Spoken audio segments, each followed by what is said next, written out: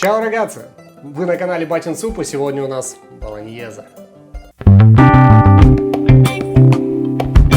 Погнали! Начнем с ингредиентов. Что мне сегодня понадобится? Ну, в первую очередь, давайте, рагу болоньезе — это мясной соус, поэтому мясной фарш. В идеале это должна быть смесь говяжьего и свиного, но я такой немножко отступлю от канона, ну, в силу того, что у меня тут со свининой траблы, и у меня чисто говядина. Ну, лучше говядину и свинину.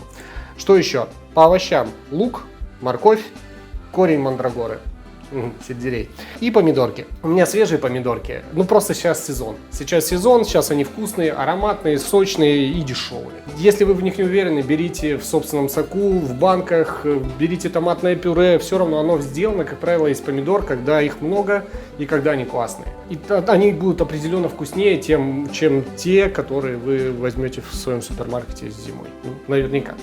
Что еще? Немножко красного сухого, но это мне для уверенности голосом. И, собственно, макарошки. Макароны вообще могут быть любыми. Болоньезе довольно универсальный соус. Он хорошо сочетается и с гладкими, и с рельефными, и с какими-то... То есть, если вы сделаете его пожиже, он здорово будет залетать и с букатини, и с пине, с пипы. Но так как я пытаюсь, там, пусть и с маленькими отступлениями, идти по канону, я возьму самую правильную болонскую, самые правильные болонские макароны — это таgliatelle. То есть это такой второй символ сразу после тортеллини. Болоньи, символ Болоньи. Что еще? Немножко, у меня такой маленький огрызочек пармезанчика. Хватит для подачи, буквально на 2-3 порции. И немножко свежего базилика, но это исключительно для подачи. Никак не в соус, никак не в рагу. Это просто на подачу. Так, начнем нарезку. Режем лук. Вообще, в принципе, смотрите, соус мясной, но начну как раз с овощей. Их относительно много надо. То есть у меня килограмм фарша. Значит, овощей, здесь не всю морковку буду использовать, я тоже использую почти килограмм. И это как раз первое заблуждение, первая ошибка, которую, я сам раньше допускал. Много кто пренебрегает овощами. Я сам раньше просто брал фарш, обжаривал с какой-нибудь томатной пюрешкой или с томатной пастой. И сушеный базилик, чеснок, и думал, все, класс. У меня и это хрючево я называл болоньезе. И, собственно, поэтому я к болоньезе почему-то очень... неправильно относился, незаслуженно неправильно. Это очень классный соус, это очень вкусная паста. Знаете, есть такой принцип хренового опыта, когда вы что-то попробовали, вам не понравилось, и больше это вы не пробуете. И благодаря этому я впервые хороший болоньезе попробовал в Болоньи. Были мы там недолго, буквально 3 дня, и за это время я, конечно, там везде, в каждом заведении, я, следуя своим обычным загонам, пробовал болоньезе. Но, опять же, это было немного, но один маленький нюансик я там заметил, и я потом его расскажу, когда мы перейдем к плите. Этот маленький нюансик очень важен, и им тоже очень многие пренебрегают. Что дальше? Морковь.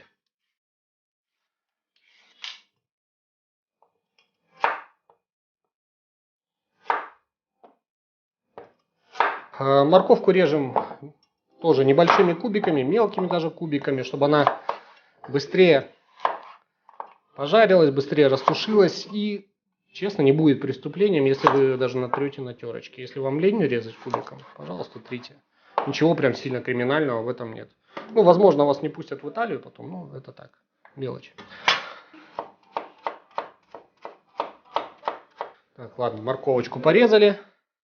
И сельдерей. Даже если вы не любите сельдерей, дайте ему шанс. Это офигенный овощ, и здесь он здорово работает. Это такое, знаете, средиземноморское трио.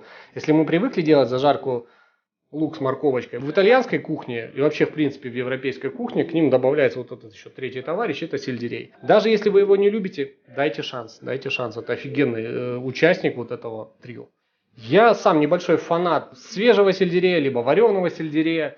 Но есть у меня определенные позитивные флешбеки, которые я ловлю от его вкуса, и такие, которые отсылают меня к веселым временам.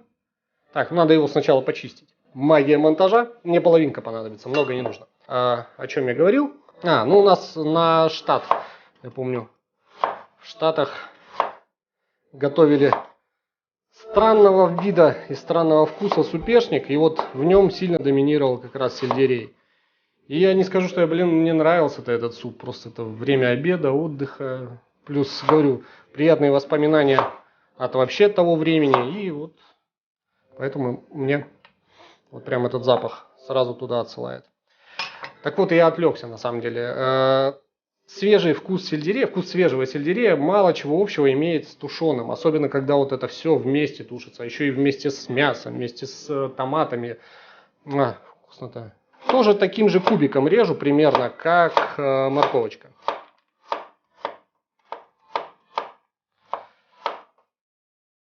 Так, все, мое трио готово.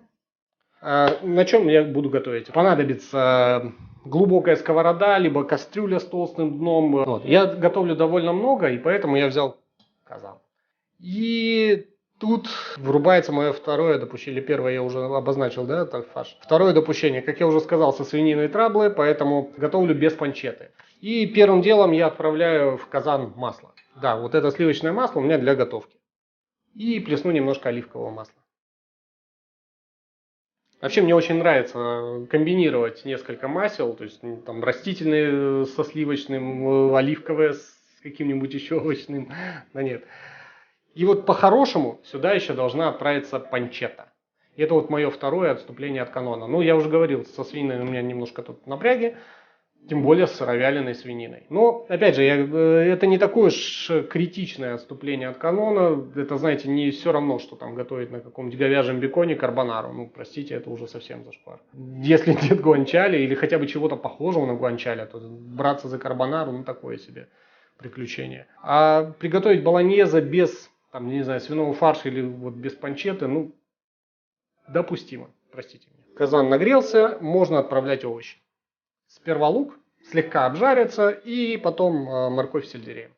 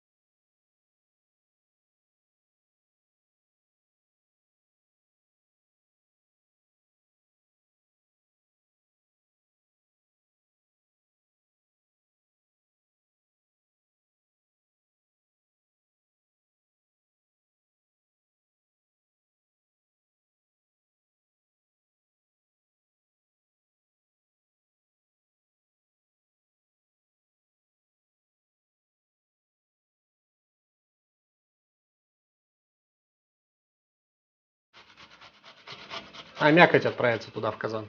Сползается лужа крови. Надо было делать это не на доске, конечно, а над чашкой над какой-нибудь. Я это потом все тоже соберу и туда отправлю. И перемешать. Сейчас самое время посолить. Ну, сильно прям солить не надо. Потом можно в конце скорректировать. Вот. И добавить воды или бульон. У меня куриный бульон, можно использовать мясной, можно использовать овощной. Если ничего такого не нашлось, ну вообще заведите привычку заготавливать бульон, всегда пригодится. Так, ну вот на это количество у меня примерно чуть меньше литра бульона. Весь использовать сразу не буду, если надо, потом долью.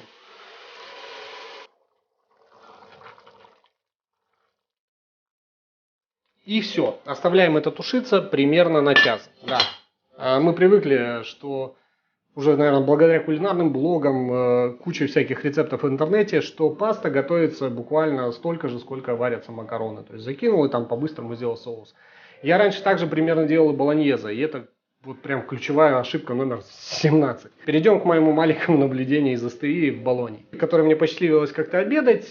Кухня была открытая. То есть прям ты заходишь, идешь мимо, и я вот обратил внимание на огромные чины, в которых вот булькало как раз это варево, рагу болонское. Ну, судя по тому, что у них там в меню, и потому, что было на столах у других гостей, они в основном почивали всех именно болоньезе. И вот мне посчастливилось сесть так, что я видел, вот что там как раз творится на этой кухне. Разумеется, там я со своим зрением не видел, что они туда кидали, еще что-то. Да и вообще, в принципе, когда мы туда пришли, рагу выглядел вот именно готовым. И пока я сидел, пока мы обедали, повара только подходили и что-то помешивали, а мы провели там, наверное, час или полтора. И вот это меня в первую очередь удивило. Чего?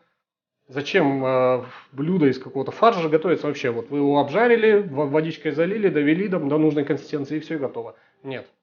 Хорошее рагу варится долго, тушится долго. Как вот, знаете, как хороший бульон, как любое хорошее тушеное блюдо, нужно время и небольшая температура. Я что-то сильно разогнался, надо на малом огне тушить. Запасайтесь терпением. По большому счету все практически готово. Нужно только подождать. И если есть, я вообще смотрел много рекомендаций, если есть возможность, если вам хватит терпения, 2 часа. Нет, ну час, минимум час. Итак, прошло чуть больше часа. В принципе, мой соус, мое рагу уже готово. Можно ставить макароны. Воду для макарон солим. Я скорректировал по соли рагу. Пробуйте, смотрите, как вам больше нравится. Сейчас жду, пока вода закипит. Я приготовлю одну порцию, чтобы показать просто, как это сделать, как подать. Вообще, по-хорошему, на одну порцию практически любой пасты нужно сухих макарон от 70 до 90 грамм. Ну, я вот как раз 84 завешал, сколько у меня гнезда. Чтобы не терять время, натру немножко пармиджан. Не хватит для подачи. Так, водичка закипела, можно закидывать макароны. Отправляем вариться. Тельятели варятся быстро, там 6 минут до полной готовности, поэтому 5 минут до состояния аль денте. В сковороду отправлю немного соуса. Ну так, на одну порцию.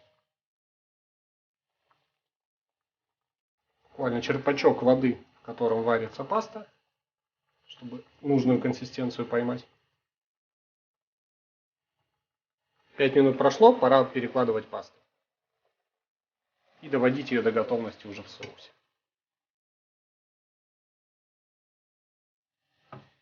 И все, паста готова, можно подавать.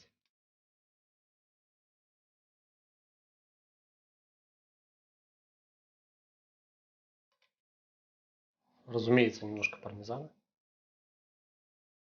Ну, я уже говорил, базилик не обязательно, но пару листиков, или даже один, парочку маленьких листиков, немножко размять, чтобы высвоить ароматику.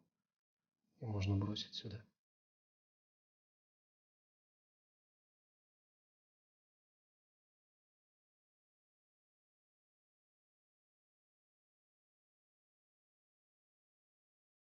Ну что, пришло время пробовать. Перемешаем. Еще немножко пармезанчик.